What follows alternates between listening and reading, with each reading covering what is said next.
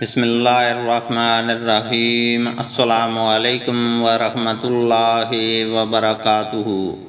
حدیث نبوی صلی اللہ علیہ وسلم ہے، ہم سے عبداللہ بن یوسف نے بیان کیا، کہا کہ ہم سے امام مالک نے خبر دی، انہیں ابو الزناد نے، انہیں احراج اور انہیں ابو ہریرہ رضی اللہ تعالیٰ عنہ نے کہ رسول اللہ صلی اللہ علیہ وسلم نے ایک شخص کو قربانی کا جانور لے جاتے دیکھا تو آپ صلی اللہ علیہ وسلم نے فرمایا کہ اس پر سوار ہو جا۔ اس شخص نے کہا کہ یہ تو قربانی کا جانور ہے۔ آپ صلی اللہ علیہ وسلم نے فرمایا کہ اس پر سوار ہو جا۔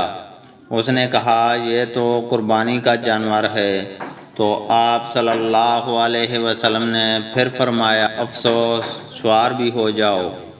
ویلک، آپ صلی اللہ علیہ وسلم نے دوسری یا تیسری مرتبہ فرمایا۔